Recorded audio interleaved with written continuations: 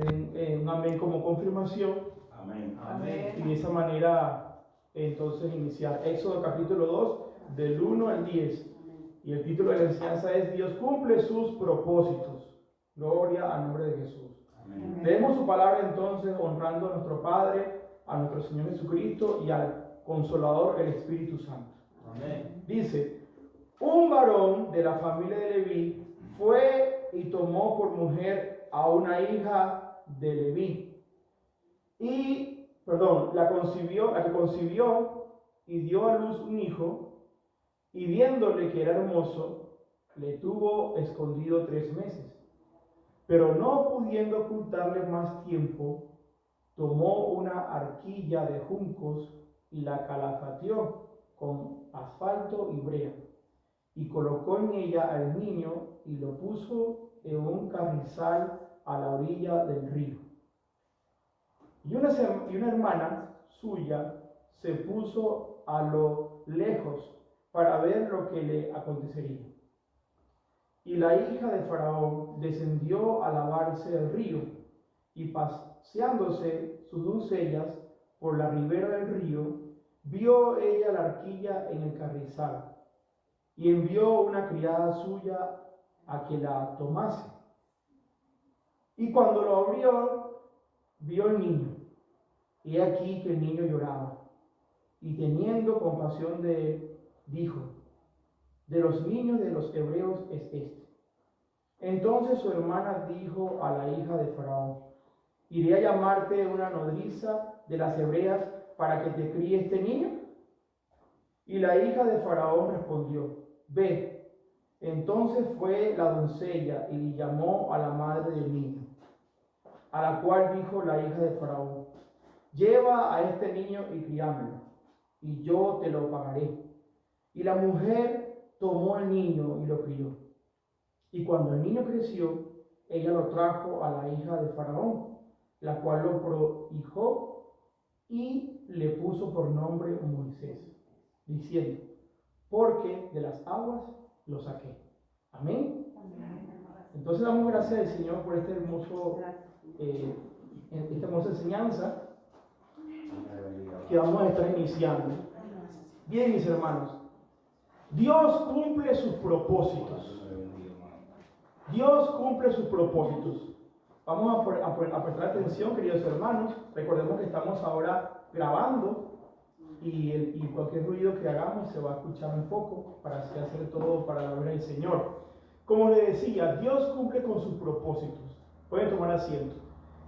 Haciendo un poco de contexto de lo que nuestra querida pastora Marta habló la semana pasada y tener un poco de noción a los que no vinieron, quiero enfatizar brevemente que el libro de Génesis y el libro de Éxodo tienen un tiempo de transición donde dos personajes de la historia en el Antiguo Pacto representan el propósito por el cual Dios trazó sus designios y estableció lo que se conoce como la ley más adelante. Estas dos personas que realmente podemos decir que cierran, por decirlo de esta manera, cierran una cortina y abre otra cortina a su vez, primeramente fue José. Recordemos el libro de Génesis que estuvimos desarrollando hace meses atrás, hablando de José, que fue un pequeño niño que se convirtió primeramente en un joven que lamentablemente fue vendido por sus hermanos, y nos dice la historia que él era un pastor de ovejas, pero luego se convirtió en un príncipe. Pero el contraste de este joven a Moisés es totalmente diferente, porque Moisés, fue primeramente un príncipe, pero terminó siendo un pastor de ovejas. Entonces ambos tienen una similitud, ¿verdad? Que quizá no hemos tomado en cuenta, pero tiene un gran significado, porque cuando José muere, sabemos que José en sus últimos días, el Señor a través de Jacob su padre entregó la bendición patriarcal a las 12 tribus que se conocen como las 12 tribus de Israel. Entonces, aquel periodo de tiempo, esta nación llamada Israel tuvo privilegios, bendiciones del Señor, y hubo un tiempo de bonanza y de paz. Ellos podían decir, en otras palabras, que eran bendecidos por el Señor, porque estaban en una tierra extranjera, que era Egipto, y allí ellos se multiplicaron, allí fueron bendecidos, allí fueron expandidos, allí se multiplicó la descendencia que el Dios había prometido a Abraham. Recordemos Génesis capítulo 12, donde Dios le da una promesa que iba a multiplicar su simiente y serían incontables como la arena del mar y como las estrellas de los cielos. Entonces, quiero que podamos ver el contexto de cómo progresivamente la historia de la redención y de la simiente que Dios había prometido en Génesis capítulo 3, versículo 15, recordemos que hay una simiente y veremos claramente que hay una gran importancia en la simiente de Dios, la simiente celestial, pero la otra simiente que era la simiente del maligno. Dos simientes que iban a estar en conflicto continuo hasta los últimos tiempos. Entonces, ¿qué tiene que ver todo esto con Éxodo capítulo 2? Pues muchísimo, porque primeramente vemos que cuando muere José y se inicia un nuevo gobierno a través de un faraón que no conocía a José, como se habló la semana pasada, ¿qué sucedió con este faraón? Claramente vemos que este faraón estableció 4 leyes para oprimir al pueblo, porque había un temor que él claramente dijo que si este pueblo se sigue multiplicando, podía ser una amenaza para su gobierno. Y estableció primeramente una ley para oprimir al pueblo. La primera ley estableció capataces para que el pueblo fuese oprimido. Luego estableció otra ley más, que fue multiplicar la labor o la jornada de trabajo. La tercera, para intensificar más su opresión y su odio, fue que las parteras, al ver a los niños, sobre todo los niños específicamente, que nacieran, fuesen eliminados. Sin embargo, sabemos la historia, que las parteras no se dieron a este perverso plan. Y cuando este faraón vio que no se cumplió su propósito de destruir la simiente, el linaje o descendencia de este pueblo, estableció el último plan genocidia, que fue que todo niño que naciera fuera lanzado al río. Todo niño, hermano. Podemos decir que fue el primer holocausto que este faraón, que es un tipo de anticristo, antisemita, que siempre ha existido en contra de Israel, claramente se personificó en esta persona. Sin embargo, algo sucedió. Y vemos que en Éxodo capítulo 2, Dios tenía reservado a una familia de la línea de Leví. Y estas dos personas, que fue Amram y Jocabed, fueron dos personas que más adelante vemos que tuvieron 3 hijos. Primero fue María, luego Aarón y por último Moisés. Entonces, la historia nos muestra que claramente Dios siempre tiene el control. Dios siempre tiene un plan. Dios siempre tiene un paso adelante antes que el enemigo venga a hacer algo en contra de la simiente o de los propósitos del Señor. Y en esta enseñanza podemos ver que tiene una división de 3 partes, como siempre hemos hablado. Primeramente, el nacimiento de Moisés, de Éxodo de capítulo 2, del 1 al 4. Luego, la providencia divina cuida de Moisés, Éxodo 2, del 5 al 7. Y por último, tenemos a Moisés criado por su propia madre, que es Éxodo 2, del 8 al 10. Sin embargo, para irlo desarrollando brevemente, vemos claramente que el plan de este gobierno, podemos decir que fue un gobierno perverso. Y si vamos rápidamente al libro de Proverbios, quiero que veamos que la Escritura nos enseña que cuando un gobierno no teme a Dios, cuando un gobierno no cumple con los propósitos del Señor, así como en este caso fue José, que era o que había sido el faraón de aquel tiempo, sabemos que la diferencia o el contraste de los gobiernos cuando no están bajo la voluntad de Dios o no están respetando las leyes morales del Señor, algo sucede. Y en Proverbios 29, el libro de Proverbios 29, versículo 2, dice la Escritura lo siguiente: cuando los justos dominan, el pueblo se alegra. Proverbios 29:2. Cuando los justos dominan el pueblo, se alegra. Eso pasó con José. Pero cuando el faraón siguió la dinastía de los egipcios, este faraón no conocía a José ni a Dios mismo. Y dice Proverbios 29:2, en la siguiente parte del versículo 2 dice: mas cuando domina el impío, ¿qué sucede? El pueblo gime, no se alegra, gime. Y eso fue lo que pasó con este pueblo. El pueblo fue oprimido y gimió de una manera muy, pero muy, hermano, profunda. Sufrió toda aquella calamidad de este faraón, y todo con el fin de destruir y eliminar al pueblo de Israel. Pero ¿qué vemos en eso capítulo 2? Como leímos al principio, Dios tenía ya un plan y Dios sabía claramente lo que iba a hacer. Y lo primero que hizo es que a través de este matrimonio o de este hogar establecido por Amram y Jocabed, nacen estos 3 niños, pero uno solo Dios escoge para sus propósitos eternos y divinos, que fue Moisés. Pero algo sucedió, que esta mujer sabía que el faraón tenía la intención de destruir a todos los niños. Y ella, posteriormente a ese veredicto, por 3 meses, ¿qué hizo? Escondió al niño. Y no solamente lo escondió, sino que lo cuidó allí, pero ella tuvo que tomar una decisión de fe, una decisión de esperanza y de mucha valentía. ¿Y qué hizo esta mujer? Dice la escritura que ella preparó una pequeña arquilla. Una arquilla que se formó con juncos o con papiros, y luego la calafateó ¿con qué? Con asfalto y brea. Eran muy comunes los elementos que se usaban para aquella época, incluso para los barcos y para todo aquello que se usaba vía marítima. Entonces, este pequeño niño de 3 meses solamente fue puesto en aquella arquilla, que por cierto, la arquilla es el mismo nombre que se usa para el arca de Noé, una tipología de Cristo.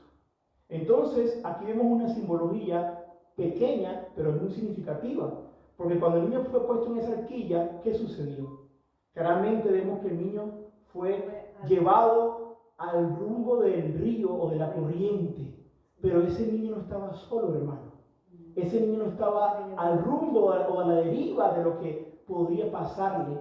Entonces aquí vemos que Dios estaba actuando de manera soberana y de manera poderosa y a favor de sus hijos. En medio de aquella opresión de aquel faraón que siempre se levanta en contra de los hijos de Dios. Entonces Dios estaba preservando a aquel niño, y no solamente eso, lo más significativo y paradójico es que este niño no llegó hacia los soldados de los egipcios, no llegó a cualquier lugar, sino que llegó específicamente a aquel lugar donde se encontraba la hija del faraón. Y esa joven, que no fue casualidad, ese día tomó la decisión de bañarse, de lavarse, un ritual que hacían los egipcios para lavarse y para adorar la naturaleza, porque los egipcios tenían una cantidad de dioses. Ellos creían no solamente en el sol, en la luna, en todas las cosas, porque había una cultura bastante religiosa e idolátrica donde adoraban todo. Entonces esta mujer sale a aquel lugar a bañarse y escucha aquel llanto que decía: aquí estoy. Y sencillamente, ¿qué hace ella? Ella ve a aquel niño y Dios pone aquella gracia y Dios prepara aquel corazón para que de manera soberana ella no lo rechace, porque ella era la hija del faraón, hermanos. Era la hija del faraón y ella sabía claramente lo que estaba pasando a través del veredicto de su padre. Pero aún así dice la escritura que ella lo recibe.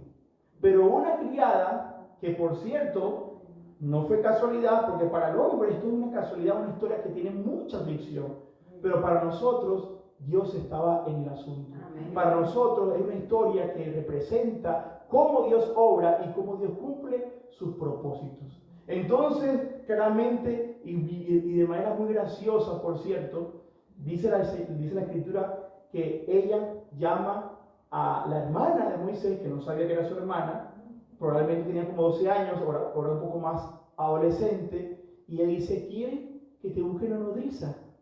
¿Y qué dice ella? Tráela. Y esa nodriza terminó siendo su propia madre. Qué maravilloso es el Señor. Su propia madre, la que lo colocó en aquella arquilla, la que lo dejó allí, confiando en la providencia del Señor, fue la que terminó siendo la nodriza de su propio hijo. Pero no solamente eso, sino que recibió un bajo. Qué gracioso, ¿verdad? ¿Cómo se habrá sentido Satanás en ese momento? ¿Cómo se habrá sentido el mismo diablo? Y lo digo así de una forma un poco tajante, pero realmente, hermano, yo analizando estos textos, yo me puse a pensar y dije, qué grande es Dios. Qué grande es Dios, que aún usa a los impíos para bendecir a sus hijos. Y lo dice Eclesiastés, por cierto. Dios usa al impío, al inconverso, al incrédulo, para bendecir a sus propios hijos, hermano. Y aunque el faraón había establecido un veredicto para destruir a los niños, Dios usa a la propia hija del faraón para bendecir a Moisés. Entonces no solamente fue eso, sino que Moisés allí fue criado por su propia madre. En otras palabras, su madre no perdió a su hijo. Su madre se le devuelve a su hijo, hermano. Y nuevamente ahí vemos lo que dice la Escritura. En el versículo 5 dice, y la hija de Faraón descendió a lavarse del río. Pero más adelante, en el versículo 8 dice, y la hija de Faraón respondió, ve. Entonces fue a la doncella y llamó a la madre del niño. Y en otras palabras, hermanos, en toda esta historia que podríamos desglosarla y detenernos a ver las maravillas del Señor, tenemos que ver que Dios siempre tiene el control y que Dios no se le escapa nada y que no hay planes de las tinieblas, del infierno y de ningún hombre en la tierra que pueda detener lo que Dios ha decretado en su soberanía y en su poder. Dios siempre cumplirá sus propósitos, aún en medio de nuestra incredulidad, de nuestra debilidad y aún en medio, hermanos, de lo que no tenemos.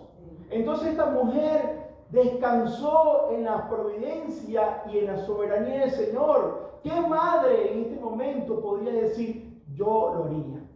¿Qué madre podría agarrar a su propio hijo recién nacido y colocarlo en una horquilla de junco y dejarlo que el río lo lleve hasta que alguien se apiade de él? ¿Qué madre podría hacer eso? Pues hubo una mujer que sí lo hizo. Así como aquella mujer llamada Ana confió en la providencia del Señor y le entregó su hijo a aquel sacerdote llamado Elí para que lo criara y para que se convirtiera en aquel hombre que fue llamado después profeta, sacerdote y caudillo de Israel. Entonces, hermanos, ¿qué podemos ver en toda esta enseñanza preciosa? Primeramente vemos de que aunque Satanás, a través de su simiente y de sus seguidores, se levante en contra de los propósitos del Señor, Dios siempre va a glorificarse. Dios siempre va a darnos la victoria, porque Dios siempre gana. Dios siempre gana, hermanos.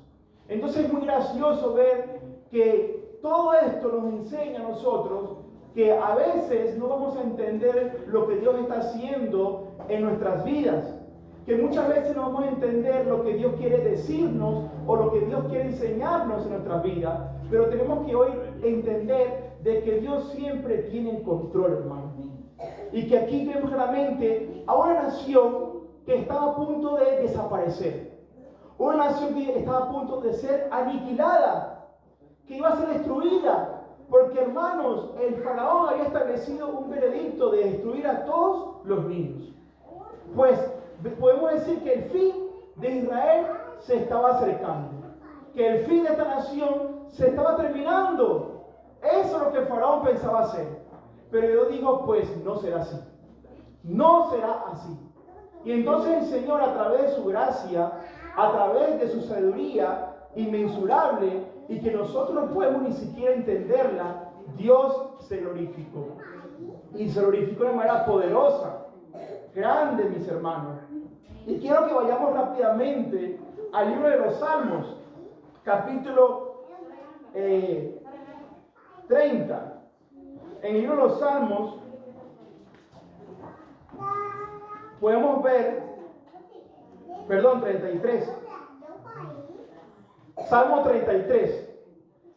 Y quiero que podamos entender hoy que algo, queridos hermanos, en este día, para darle ya culminación a este precioso estudio. ¿Y cómo se titula el estudio de este día? A ver, ¿quién se acuerda? Dios cumple sus propósitos. Dios cumple sus propósitos, hermanos. Y lo vemos claramente reflejado en Éxodo capítulo 2, donde vemos claramente que una nación iba a ser exterminada, iba a ser aniquilada, iba a ser eliminada.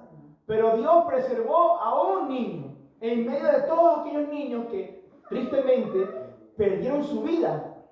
¿Cuántas madres habrán llorado en ese momento cuando vieron a sus niños ser arrojados en aquel río?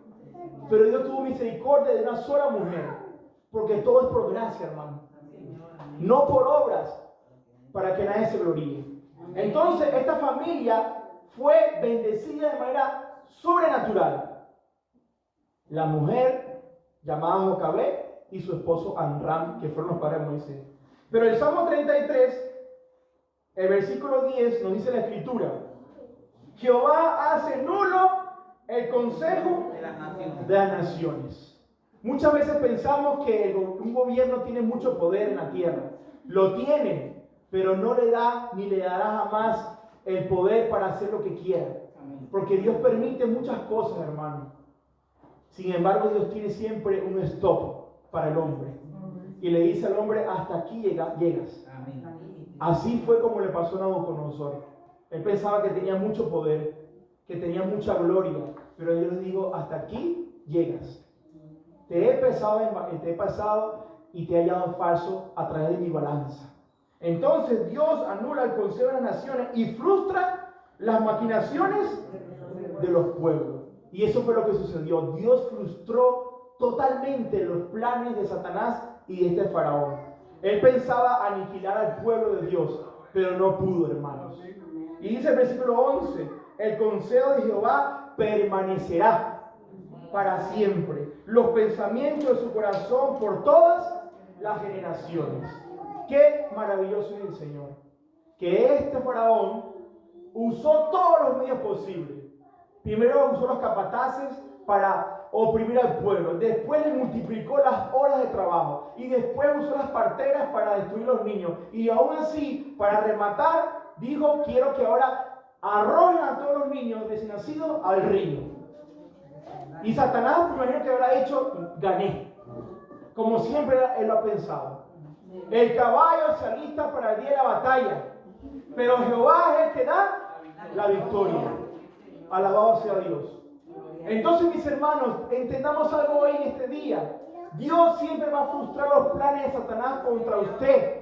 Porque cuando usted entiende que es un hijo de Dios, nada podrá detener los planes del Señor que tiene para usted. Nada ni nadie, ni el hombre, ni el mundo, ni siquiera el ejército infernal del diablo detendrá sus propósitos para con su vida. Entendamos eso hoy, queridos hermanos. Quizá usted pensará que todo ya se acabó, que ya no hay más que hacer, que llegó el fin de lo que usted pensaba que sería en Cristo Jesús. Pero Dios dice en su palabra que Dios hace nulo el consejo de las naciones y aún del infierno, hermano. Entendamos que Dios siempre tendrá el control y que Dios siempre cumplirá sus propósitos en nosotros. Entonces esta historia claramente nos enseña que Dios preservó a un joven que, como dijimos al principio, hace un contraste rápidamente y una recapitulación entre José y Moisés.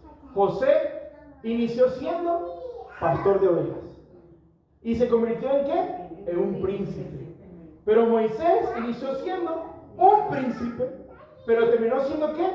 Un pastor de ovejas. Qué contraste tan extraño, ¿verdad? Pero así es Dios, hermano. No se trata del oficio que tenga en la tierra, se trata de que cumpla sus propósitos. Se trata de que Dios tiene para ti un plan y un propósito eterno, que tú no lo estás preparando ni diseñando, sino que ya Dios lo diseñó. Desde la eternidad lo ha diseñado y ya todo está escrito para sus vidas y para nuestras vidas. Todo está escrito para que Él lo cumpla y lo cumplirá. Y Pablo dijo algo muy maravilloso en Filipenses 1:6, que la buena obra que Dios ha comenzado en nosotros, Él la seguirá perfeccionando hasta el día del Señor. Entonces, mis hermanos, ¿qué más puedo decir para culminar? Es que Dios es grande, es que Dios es soberano, es que Dios siempre se va a glorificar y que Satanás quedó frustrado. Satanás quedó ese día avergonzado como siempre. Alabado sea Dios. Entonces, mis hermanos, el conflicto de la simiente existe desde Génesis 3:15. La simiente celestial y la simiente del maligno siempre estarán en conflicto. Pero quiero decirle algo, que la simiente celestial ya tiene la victoria. Porque en Cristo Jesús somos más que vencedores. Alabado sea Dios. Y quiero dar gracias al Señor por esta hora, por permitirme poder compartir este precioso estudio número 2 titulado Como Dios cumple sus propósitos. Y quiero invitarles que la próxima semana puedan estar ya informados que la próxima enseñanza se titula como Consecuencias de una conducta equivocada. Éxodo 2 del 11 al 22. Ya eso será para la próxima semana. Muchas gracias a todos los que nos siguen a través de YouTube, la plataforma de la Iglesia de la Rosa de Sarón. Y gracias a Dios, doy a Dios por ustedes, por su tiempo y por la pastora Marta por darme la oportunidad. Que la gracia del Señor Jesucristo, el amor de Dios y la comunión del Espíritu Santo sea con todos ustedes. Muchas gracias.